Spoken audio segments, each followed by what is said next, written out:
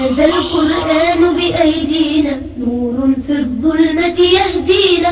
هذا القرآن بأيدينا نور في الظلمة يهدينا. كلمات الله لنا نزلت تصلح دنيانا والدين. كلمات الله لنا نزلت تصلح دنيانا والدين. هذا القرآن هذا القرآن هذا القرآن بأيدينا. هذا القرآن بأيدينا. قد بدد ليل الأوثان قد فجر نبع الإيمان. قد بدد ليل الأوثان قد فجر نبع الإيمان. الله تعالى نزله كي يرشدنا ويزكينا. هذا القرآن هذا القرآن.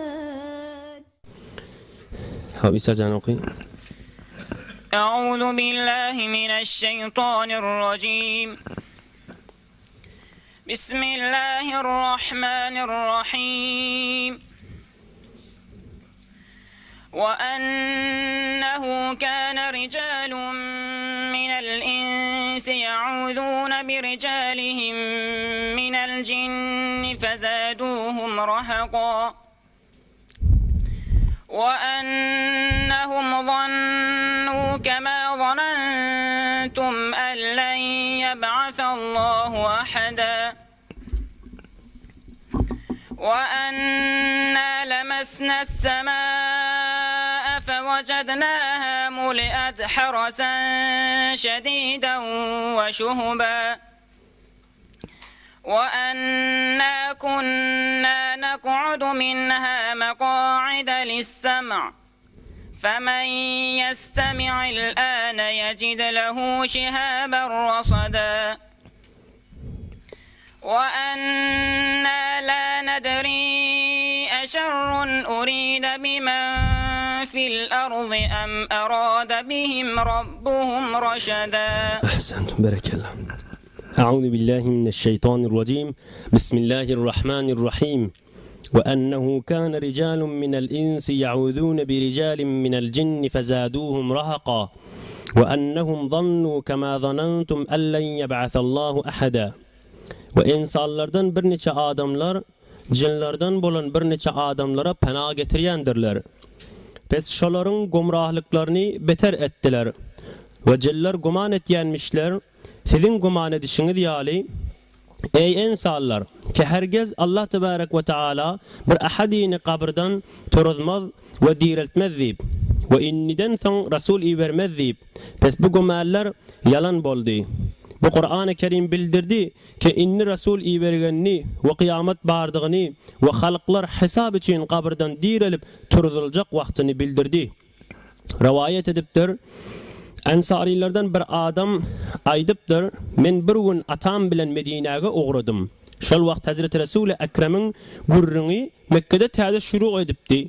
Şonda yolda akşam molli bir çopanın yanına varıp yattık. Vakti ki giyeceğin yahar bolanına şon koynuna kurt degdi ve bir avlağı alıp gitti. Şonda çopan aytdı, ey deren eyeti buğun kuğun, qonşiğinden habardar ol. Qonşiğini sakla deyiptir. Çopan şeyt qiyariya. Şonda bir yerden bir ses çıktı, qarası görünmeye, şol aytdı, ey Sirhan. Sirhan Arabi müecek deydi ha. Mütədi müecek deyib tercümesi yazılman, ey Sirhan. Sinin kesreti veren Sirhan gork müecek deydi. Ey Sirhan avlağı göber deydi. Şol vakt fawri avlaq idine salim geldi. Şonda Allah tebarek ve taala Mekke'de özünün Resuluna yankı ayeti nazil etti. İnsanların bazıları cillerini penalayar ve cillerden kömek isteyerler deyiptir. Muqatil diyen adam aydıptır. Avval deslap cillerden penah isten ehli Yemen'dir. Ondan sonra garp tarafta şayı bolli. Pes vakti ki İslam gelip Kur'an nazil bolanına penah getirmek fakat Hudaga bolli. Hudadan gayriga penah getirmek haram bolup qalli.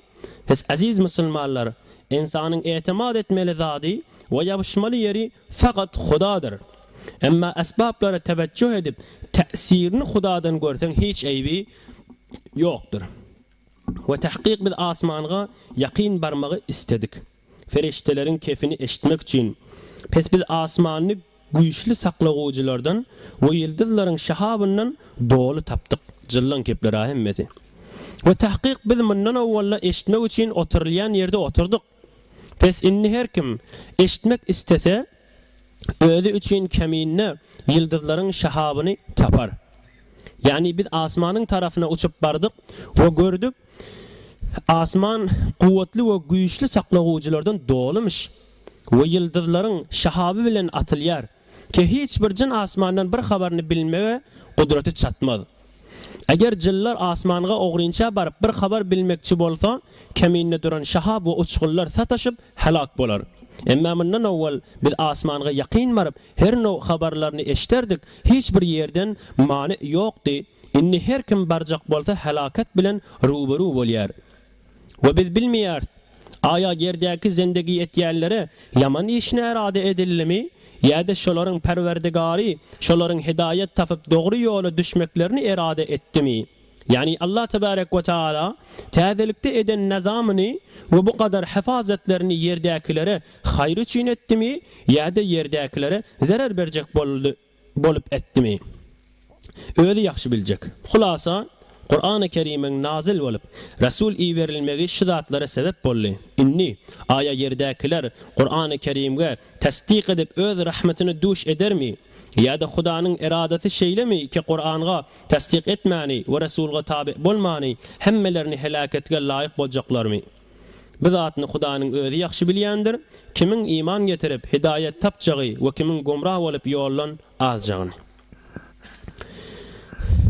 Yine geçen haftada geçişi ali Resulullah sallallahu aleyhi ve sellem Okaz diyen bir bazar var. Tamam Arapların üşüyen yeri, tacirleri, beylikleri.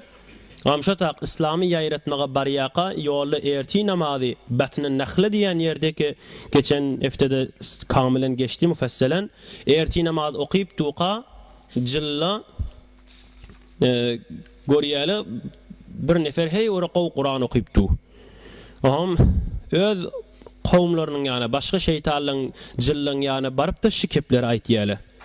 Biz odol Hudaydan başka kişiden pena isterdik. Cilla insanla cinnan kömek isterdi. Emma inni yok. Bir Kur'an'ı nazil eden Huday Teala va şuna pena getirmeli. Ve cillar güman etti. Adamların güman etişi yani Huday bir peygamber inni iyi vermez deyip. Ya İsa ahirin peygamber, bir neçet Yahudiler, Musa ahirin peygamber çün cilla da eyni o adamla yali bir neçeti imanı varmış ki Yahudi olsun, bir neçeti Nesrani ve Mesihiymiş. Doğum bundan sonra Huday Teala peygamber iyi vermer diyen gumalları varmış, etikatları varmış. O gumanımız yalan olup çıktı. Keyinni şu mahal Hazreti Resul-i Ekrem Muhammed Mustafa sallallahu aleyhi ve sellemi peygamber edip iyi verdi ve şun yollarını bayat bolmalı. Hilaf-ı peygamber kesi reh gozid ki hergez be menzil nekhahet resid.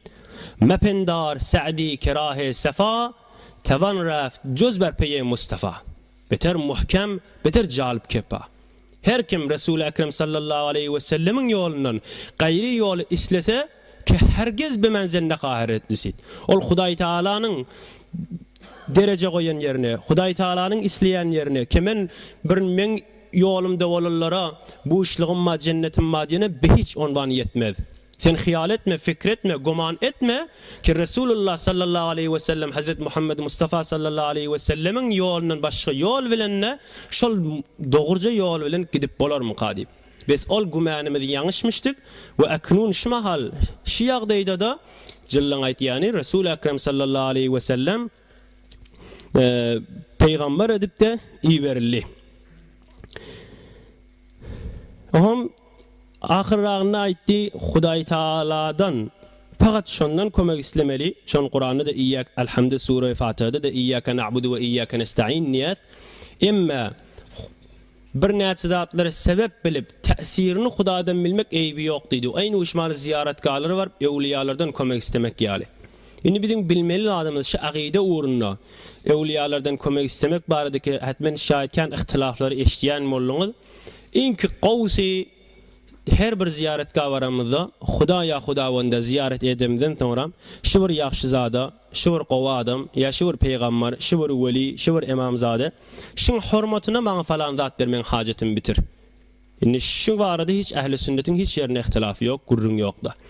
Emma ey İmamzade, ey falani, ey Halid Nebi, ey danışmanata, sen bana bir oğul ver, sen bana bir kıyız ver. Biz rahat dilemeyi edecek olsa bunun yolu var. İşte aynı bir haberdar olmalı. Yani maksadımız şey, ey danışmanata, ey Halid Nebi, sen bir dua et Hudaya, Huday bana bir oğul versin, Huday bana bir kıyız versin. Şicre etiqat dilini aytmalıdır.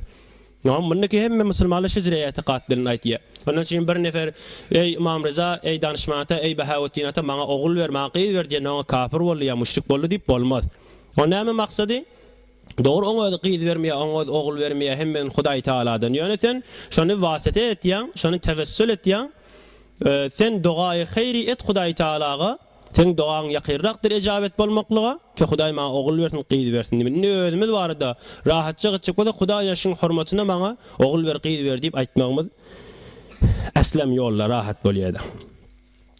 Jilla Resulullah sallallahu aleyhi ve sellemin zamanynda öwünçe göňe baryp fereştele bir-birimin gurruna düşýän, menen erti ýagyn ýagdyrmaly ýa falan etmeli, tamam gurrunlary her bir gurrungy bolýan bolsa, ýa wahy her zat bolsa jylla eşitip, bir gurruna 10 gurrun goşup gelip porhallara, kahillere ýa başga adamlara eşitdirýärler bolmaly. Tamam, ýerde kitapda aýtýa, ýerde oturýanmış bellide.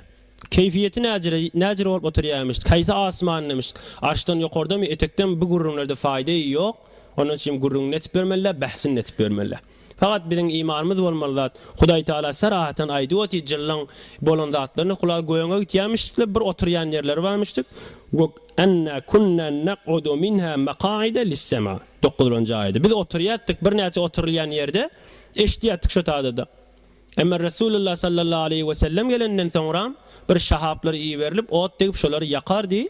Kimin asli felsefesi şi İnna nahnu nazzalna zikra ve inna lehu lahafizunna. Çan Resulullah gelenden soňra beduni hiç batyly ki goşuldyn, gönje salymjak ummaty barp ýetişmeden çürýümde.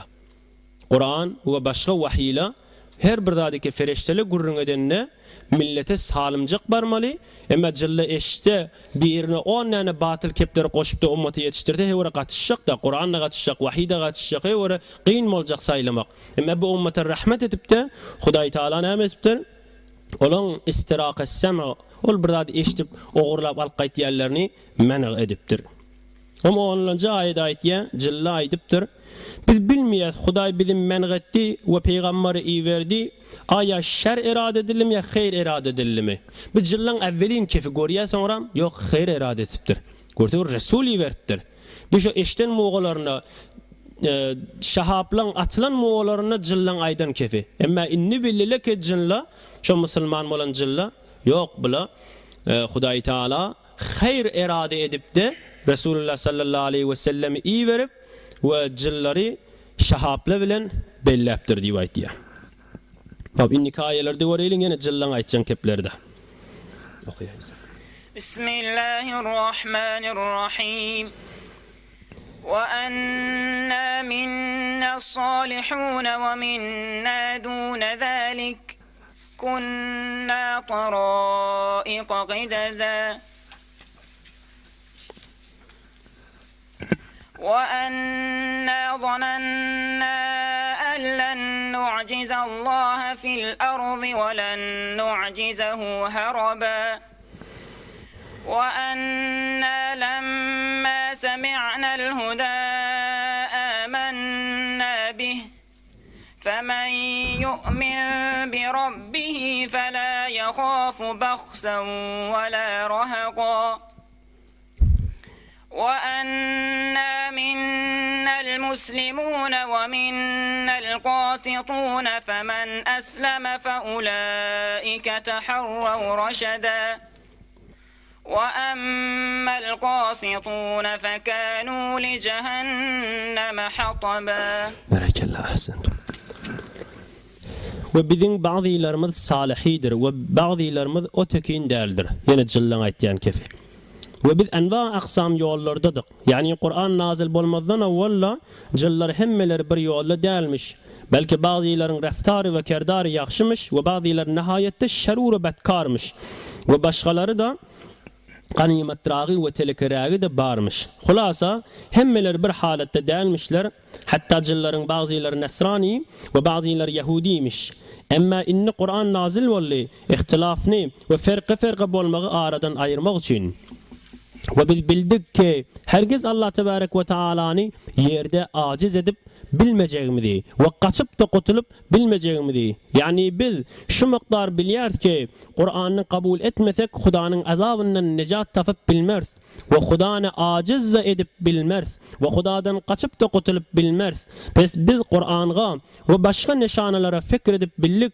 Biz her yerde bolsak Huda bizni ihate edip duranlar. Biz ondan kaçıp kutulup bilecek yerimiz yoktur.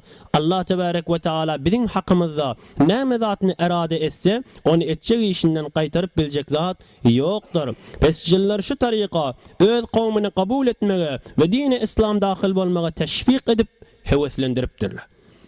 Ve biz vakti ki Kur'an'ı eşitemizde şuna iman getirdik. Pes her kim özünün perverdigarına iman getirse pes sogabının kem bolmagyndan ve özüne harlyk yetişmeginden korkmaz.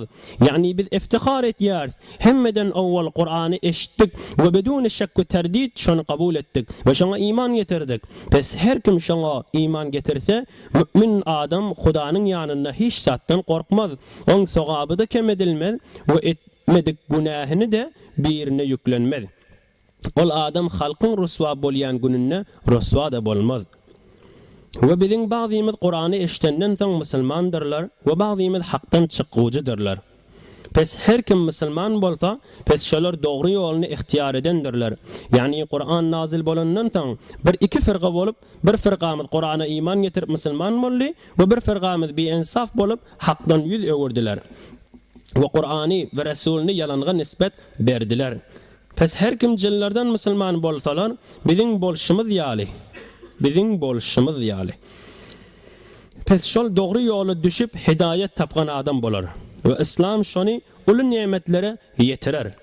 Pes jillerin da musulmanyny barmış ve kafiri da barmış. Ve ol hakdan çykyp ters ýoly düşerler, pes şolar cehennemin oduny bolarlar. Pes hakdan ýüdegürýärler, şu dünýede 5 gün hoş bolsalar da ahiretde şolarga nesip boljak zat azab we halakatdir. Aziz musulmanlar, şu suraň awwalyndan ta ýanky ayetgaça 15 ayetdir. Bir neçe jillerin Kur'an'ı eşitip musulman bolup iman getirip barıp öz kavmlaryna eden tebliğleri ve nasihatleridir. Inni qalan 3 ayet Allah tebarek ve Taala'nın am tariqynda çejen bolsun ve çe insan bolsun eden nasihatleridir. Pes bir neçe jiller Hazreti Resul-i Ekrem'den Kur'an-ı Kerim'ni eşitip fawri iman getirip barıp özlerinin kavmlaryny diniňe davet edip Kur'an'ny we Hudaňyň ahkamlaryny öz milletlerine yetiripdirler. 12-nji aýetde aýtdy: biz güman etdik, yani içinden billik, kabul etdik ki Hudaýy ejid etip boljak ýeriň ýüzünde ve ondan kaçıp da boljak. Ýene o yüzden Resulullah sallallahu aleyhi ve sellem namaz okuyup tuqa bir neçe jylla gelýäle, eşitýäle, barıp kavmlaryny tebliğ etýäle, Hudaý Taala'nın elam edýär Resulullah. Belli bolýar hiç bir Hudaý Taala'dan kaçıp boljak ki Hudaý Taala qaranqy ýerde, qaranqy gecede, qara daşyň üstünde, qara qarynçaň ýürüýüşinden habarda we izni de we Hudaýyň izni bolmasa qymylap da bilmez. Bir hikayet ba beter bir jalip. Hudaý Taalaň hazır nazır hemme zady bilipdi, zaman fark etmeýärligini beter jalip düşündirýär. Hudaý tebarek we Taala bir gün Hazreti Musa ala nebiyina we aleyhissalatu vesselam'a aýdypdyr: ey Musa, şu falan çeşmeň ýanyna sen bukunna dur, fakat suwa gelip su içýän adamlary gözläp otur. Hiç bir zat keplemede, zat da diýme. Bir form bukunna dur, seni gelen adam görmesin, emma sen gelýärler gör. Bolýar diýär Hazreti Musa aleyhisselam. Oturýa bir adam gelip su içýär. Şahsy evvel bir adam gelýär, su içýär, jüsünden bir halta pul gaçýär, gaçanyny bilmeýär, gitýär şo durşuna. Suwuny içdi, pul galy. Şahsy dowam ikinji adam gelýär, su içýär, görte bir halta pul bar. Mun jüsüni alýar, gitýär. Ama üçüncü bir yaşlı adam geliyor. Şahsı sevvom molli. Her gayti öz başına da. Üçüncü adam geliyor. Su içip duqa. Evvelki adam geliyor. Evvelki adam pulunu kaldıran adam da geliyor. Ağam pul ver diye. Onu aytiye men pulun haberim yok diye. Pulu ikinci adam alıp gitti de. Onu yok sen alıp dursun. Yok men alamak köptük vurup öldürüyor beni. Ama Hudaý Taala aytiye ey Musa her kim öz hakkını yetişti diye. Gözden hazır nazır Hudaý Taala hem zady bilweti hem zady ihate etweti hiç tat ilminden çıkanak. Nazire yetişti. O pul alıp gitti. O da vurullu öldü. Şahsı evvel pul koyup gitti. Şon bergisi vardı. Kaçıp be şahsı dovvama. Şu falanca miqdar bergisi haltağın içinde vardı. Su içmeye geldi. Şu pul vardı. Alıp gitti. Bilavet hakkını yetişti. Şahsı sevvam. Ol yaşlı gelip su içipti. O şahsı evvelin atasını öldürüp kaçıp etti. Kısas vermeyecek bolup, kanunu dökmeyecek bolup. O evvelki adam geldi, bunu vurup öldürdü. Sapma sap bollu, o da kısasını Allah hakkını yetişti diye ayet yada. Der beste beruy khud ze merdum ta eyb ne gösteret mara. Der beste çe sud ve alimul gayb danay nahan ve aşkara. Bir günah etcek bolamızda ya var oğrin çay içecek bolamızda kafini yapyaz. Oğrin çay etyaz her bir günahı olsun. Kişiden ola qana gaşin her bir zat bolsun. Näme deyip merdum bizi görmesin, hamsaye bizi görmesin. Şey deyip de taib ne gösteret mara. Emme derbeste çe suda alimul gayb danay nahana aşkara. Kafi yapık hiç merdum gören ak nem peydası var. Alim gayb gaybi şahadeti Hudaý Taala bilip duran sirri ve zahir zatları bilip duran Hudaý Taala bilip du deyip şey deyip ya arifla. İnni Hudaý Taala'nın yönü ulukan mehribanlığından Hudavand mi binedo mi puşet hamsaye ne mi binedo mi huruşet diye. Hudaý Taala görüveti günah edenini basırıp du. Ama hamsayan seni gören ak yönü gurun becerip seni bir avre yetecek boluvati. Nauzu billah eğer halk gaybtan budi kesi az hal khud az dest kes ne yasudi diye sadi.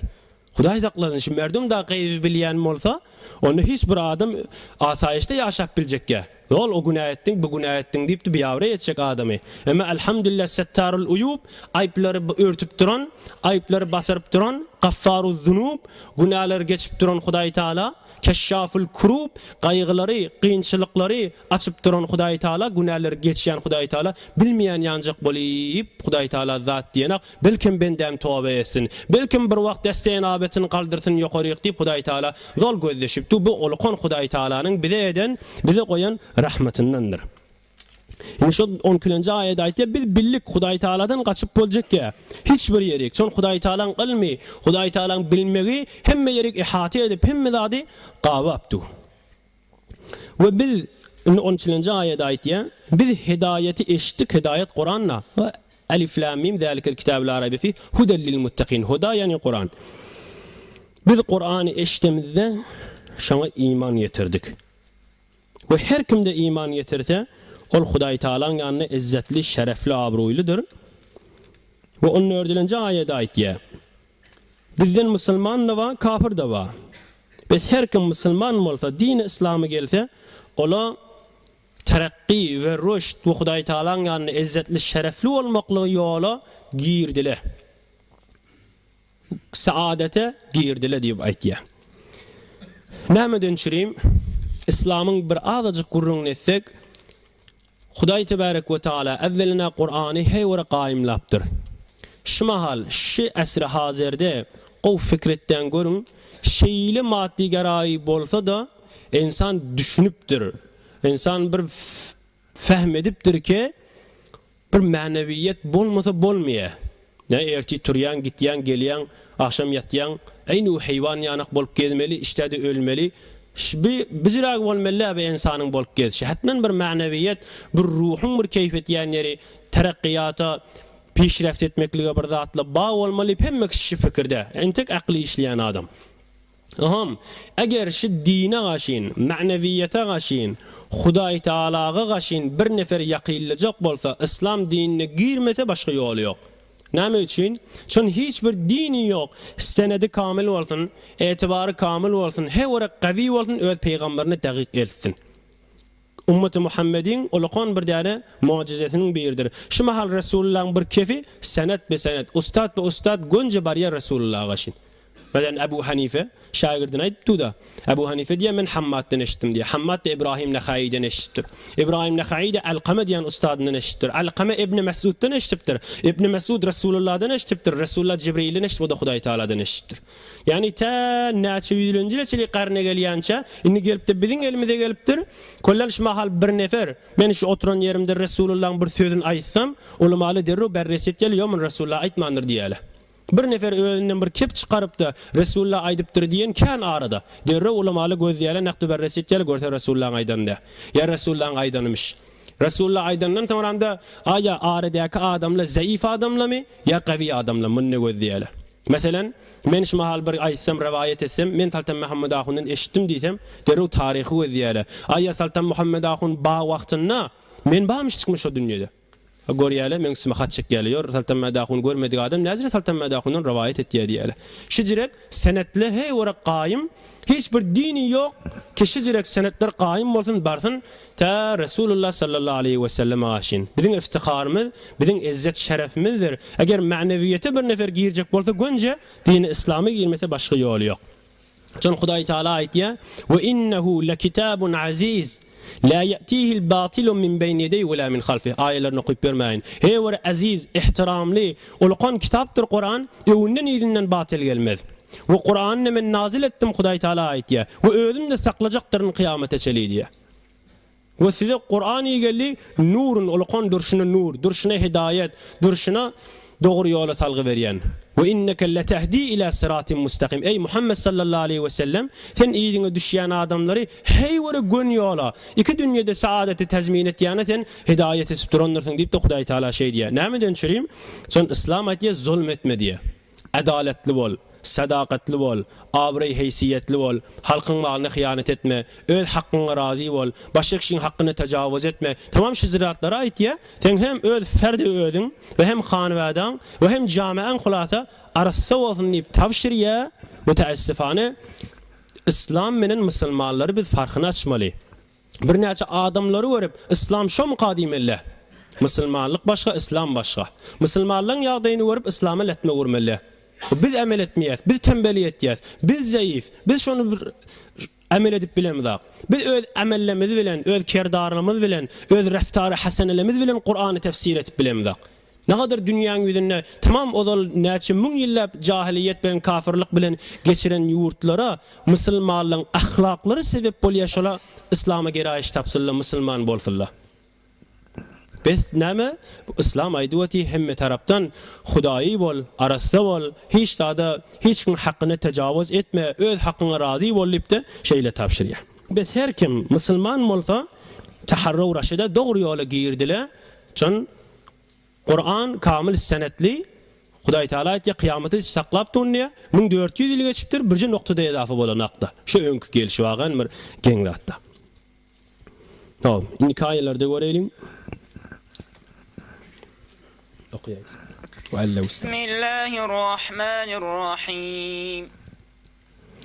وأن لو استقاموا على الطريقة لأسقيناهم ماء غدقا لنفتنهم فيه ومن يعرض عن ذكر ربه يسلكه عذابا صعدا وأن المساجد لله فلا تدعوا مع الله أحدا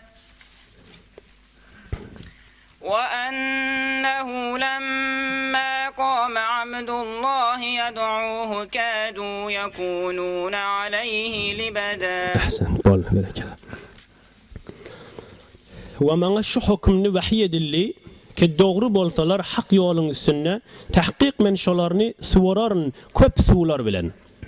Ta şolarni şonna imtihan ederin. Yani eger insanlar ve ciller hakkını kabul edip Kur'an'a tasdik edip Resul'a tabi bolup doğru yola düşseler elbette men şolarga imanın ve ibadetin bereketinden baran rahmetini yağdırıp şolarni köp edip qahçılık bertaraf ederin ve mallarını ve nimetlerini baran rahmetin vesileti bilen bolçuluk ederin. Aya şükrünü berca etýärler mi ya etmeýärler mi deyip imtihan etmek için Rivayet edipdirler şol wagt Mekke ähline qahtçylyk gelip hallary nihaýetde perişanmış. Hazreti Resul Ekrem'in duasından köpler çeyil qahtçylyk bolup iýmege zat tapmandyrlar.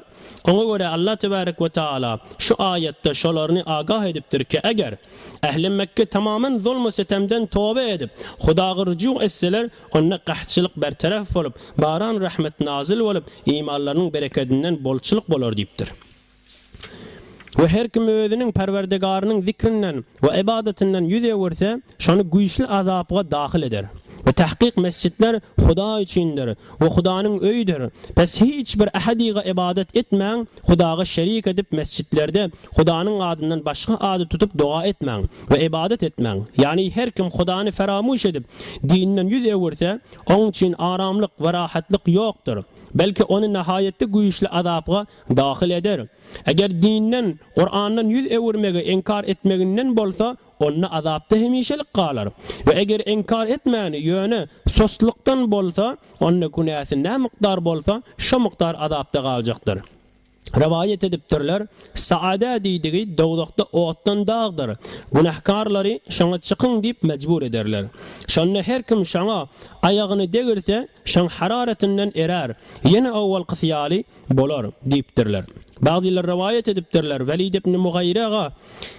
ibn Mughayraga emrediler. Bir ma'ruf zangar, bir kasif melun adam Resulullah muzahimdol edip beren.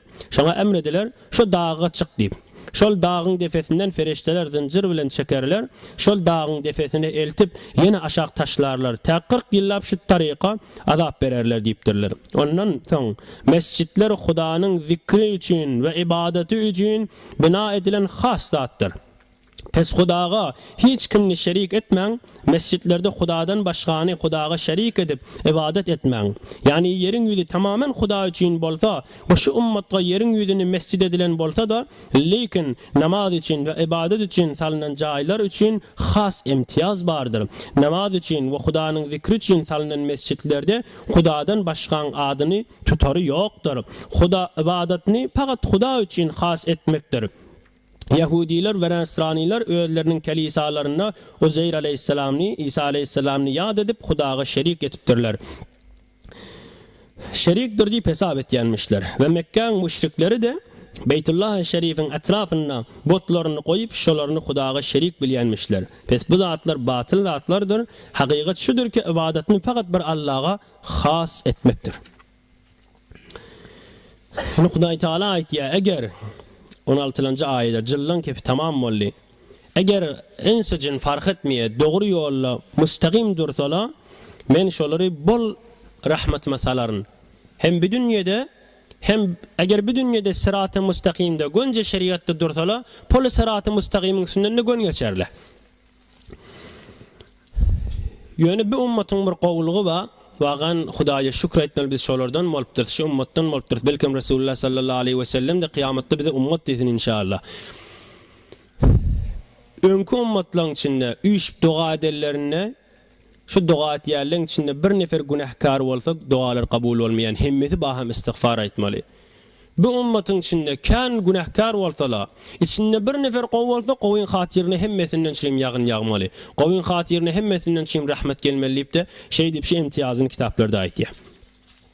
Eger dogry ýolda dursalar, fakat Hudaý diýseler, fakat Hudaý Taalanyň rizaýetini aljak bolsalar, oham merdumuň arasynda kesinlik binet beherdu saray keniki risanet be halqy Hudaý diýip de merduma men rahatı yetiştireyin, bir üyüşmelikle koyaylı ki hiçbir adamı fakirçilik basmasın, hevri qiyinçiliğe salmasın, ya bir yerde zulüm hakim bolmasın, ya cehl merdum arasında yayramasın ve her hal İslam yolunda, çe ilm uğrunda, çe ictimai, çe siyasi, çe ferhengi fark etmeye bir kademi atsa şey dip de himmet şu camide şeyle ortalık Hudaý Taala men wa'de berýänne la asqaynahum ma'an gadaqa. Ruhlarda hemişe azat bolarlar. Iztirab o dilhiro, asab dargym bolmak o bizi zatly bilen kalplerine bolmar. Ruh rewallary azat we zahirin cismanilaryny men Hudaý Taala hoş ederni aýtýar. Linaftinahum fih. Men ýöne nimet beremde imtihan etýänlerin bendelerimi. Bolçuluk bolýa, ýagyllyk bolýa, pulla köfeliye, servet köfeliye, aya kıyınçılık bolanna, ayet düşenne, musibet yetişenne, Hudaýjan diýişi ýaly, zelzele gelenne Hudaýjan diýişi ýaly, mes wagtynda da, rahat hoş wagtynda da Hudaýjan diýämi diýmeýämi? Indi şumal, men kan bahsine girecek sizde beder barada.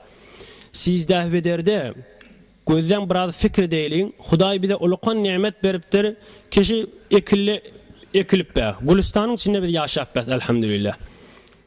Şu merteleň döwreginde de tamam biziň eşaýerde gollamyň evvela öz yerleri az. Cengelwani bu gadaryn alypdyr, näme bu gadar alypdyr, zordan azçyk ýerde geçip bäle.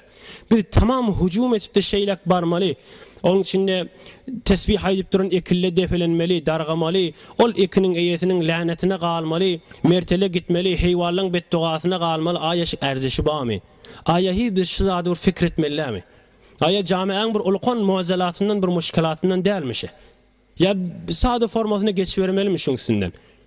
Hop, eger biz fesatdan şirin diýen bolsak, o bazarda fesat näme fark etýär diýip dogalamadyň bir näse diýär. Yo, aslan o jirede. Otak evvelene arasatsa başardandan gitjek bole şoň şow düşüpdi, haw düşüpdi. Menne gitjek, o da gitjek, hem saýda gitdi, bir de gitdi. Muň içinde gitdi bu gadar da atla. Vay bahal, kan ulamaly ulkan ustadlardan bir näçesi esin elam etdiler. Şoň ýoluny bir nefer aýrylsa bil jinaza kuýjakka diýipdiler. Inni jinaza okullar bilen ulkan zat. Şo tak barandan soňram şo ýolly ya barýaka ya gelýaka şo taada aýrylsa, muň ruhy da Hudaý Taala gaşyn uçup gitmeli. Ila rabbike yawma idinil masaq bolmaly. Ruhun çykdy Hudaýa gaşyn sürülip barýar. Hudaýa näme jogap bermeli şo ruh? Yerde canı ayrılıptır. Aya mescide var gelmişmi? Mescitten gelýärmişmi? Halalcak kasebinden gelýärmişdikmi? Ya halalcak kasebine bar gelmişmi? Ya halalcak ticaret bilen bolup berenmişmi? Yerden gelýärmişdik bu adam. Ne yüz bilen, näjere iman menen, näjere zat bilen madre Hudaýa jogap bermeli. Şoň ýoluny giden adamda. Bir birazajyk biz fikir etmeli. Ya meselen bir näçe dogallamyz aýtýarmy, men hany adam saklanyp men näme jamiaň hemmesi çykypdy. Sen de doğasına ait, doğasın da doğasına aydır. Eğer o cürü bolmasa fad yeközün, fe aleyke nefsek. Yeközün bolsan da dur şatada. İslam'da yok ki bidat. Eynuhu İbrahim aleyhisselamın kavmi, hemmet botperest birun çıkyanmış taşarik. Doğru senet yok şovun şomuş deyip. Hiçbir delil yok mu? Yani şovun İbrahim aleyhisselam duryan günümüş ve hemmek taşarik çıkyan. Yani beter şoňa men diye. İhtimalle ba şovun bolsun. Tamam kapırla çıkya, birce İbrahim peygamber galiye botlar dewme dönçüreyim. Resulullah çıkyanmış mı? Hazreti Ebu Hanife çıkmalı iptirmi, Hulefâ Raşidin çıkmalı iptirmi. Hiçbir dadi yok ki. Tamam gaytam, bu kadar beddua qalmalı, bu kadar ulkan bir camiamizin, hemme ulamalarımızın, hemme özünüz yalı qova adamların bir qaygısı, müşkilatı olupdu. Şu orada da bir adacık bir uyuşmelekler koyayılın. Mesela şu oturallamız qaliyet. Hop gitecek değil mi? Tefriq oğudat. Ponzahımdan beylek git. Dehomdan öwün çägit. Şu ara hiç qarqalaşdyrma, ýaqinlaşdyrma şu taýlaryk. Dostlaryň menen qarar goý, aga biz ponzahymdan beýlek gider. Aňryraqda gider. Şu günne galyp bir ulkan bid'ati aýendelemizden çyrim bolmasyn. Tabi inşallah soňram da gowjy jaýlaryny görüň eder. Indi Hudaý Taala diýer: "Linaftinahum fi." Aýa men nimet bolçylyk edemde. Hudaýjan diýälemi, diýmeýälemi? Öten mümkün sizden öw ýallaryna ýurdumyzda şeýin üç gümmediň ödüne zelzele gelipdi. 2 gün soňram sizdäde bu kadar çykylypdy. Bagan Hudaý Taala hoşdar beripdi, agah etdi, şema şeýle has bolupdy. O ulkan tsunami afet gelýärdi. Näçe 100 000 nefer gitmeli şodur şuna. Bir näçe jazileri ki aslyn adam barmýarmy, faqat bir lorda adamlar barmaly. O da näjirek şeriatyň söýmeýän formasyna barmaly. Jazireden eser galmaly. O birazajyk haberdar bolmaly. Hudaý Taala mende imtihan etipdi. Bir wagt hyýal etmeýin, şol adamlar ölüpdir, ýok bolupdyr. Ýok, ölen adam hemmesi ruhy Hudaý Taala gaşyn sürülüpdir. Metni Qur'an aýdypdy. Hudaý Taala hemmete jogap gowy bolmaly. Gowolum bolsa ýerek gider, helekawat ýerek gider bide belli zatda. We her kim Hudaý Taala 17-nji aýatda aýtdy. Hudaý Taalanyň zikrinden ýüze görse, o ulkan azaba giren we mescitli mahsus Hudaý Taalanyňkydyr, başga gurrun bolmasyn. Şimdi tefsirinin içinde bir gurrun geldi, otdan dağ varmış deyip. Otdan da dağ bolar mıqam? Ehli sünnet bir daha da itiya aqide kitaplarına Qiyasul gayib ala şahid batıl, qiyas-ı şahid alal gayib de batıl. Biz kıyameti göremizak. kıyamatta amel çekilecekmiştik. Ya kıyamatta bir näse namaz gelecekmiştik aňyrdan diye sen elinden beheştelçekmiş diye näjre bolýar. Sen ýa-ni ýatsy namazyň okyp dursaň, o ki bir aýn, o ki bir araz, näjre sen elinden tutup gitmeli belli diye. Ama ki ulamalar aýtdy, sen kıyamet başga, ahiret diye okma diýilýär bir dünýä öz başynda. Bir dünýede görýän zatlaň menen ona kıyas edip bilmeýän. Ve ahiretdäkini bir kıyas edip bilmeýän. Şayet Hudaý Taala meselen şu dünýede daşy üstüne örsen, dağ bolýar-da.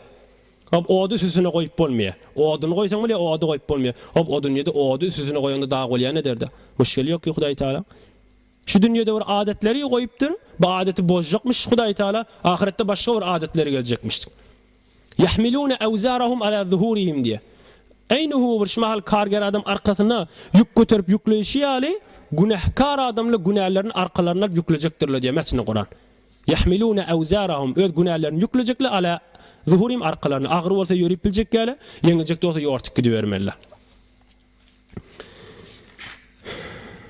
Hop. Biz bu dünýädäki görýän zatymyz bilen kıyametdäki zady kıyas edip bilmeýäs.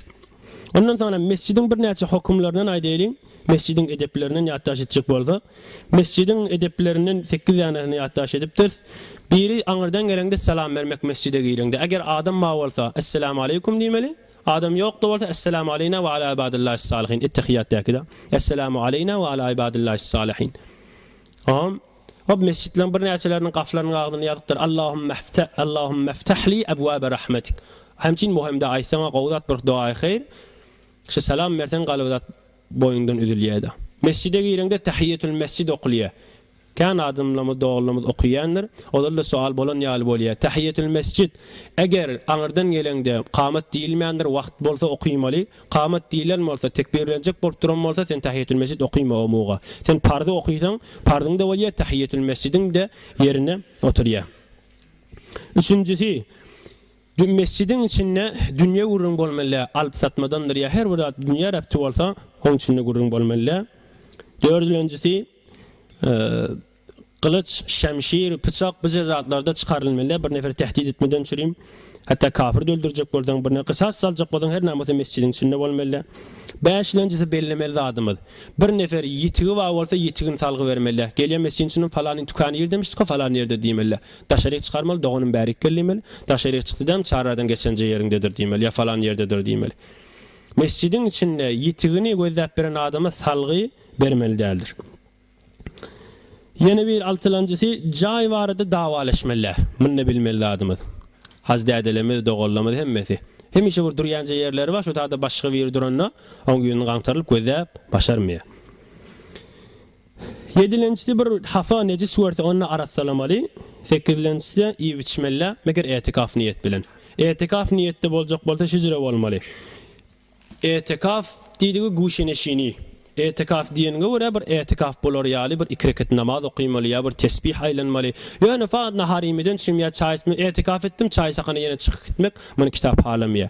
Etikaf niýet edenge görä 2 rekat namaz okuýmaly ýa bir tesbih tanımaly, istagfirullah kärrak tanap, oham etikaf niýet edip de iýip başararsyň diýip kitapda şeýle ejazalar berýärdi. Näme? 7-nji hafalary arasalamak.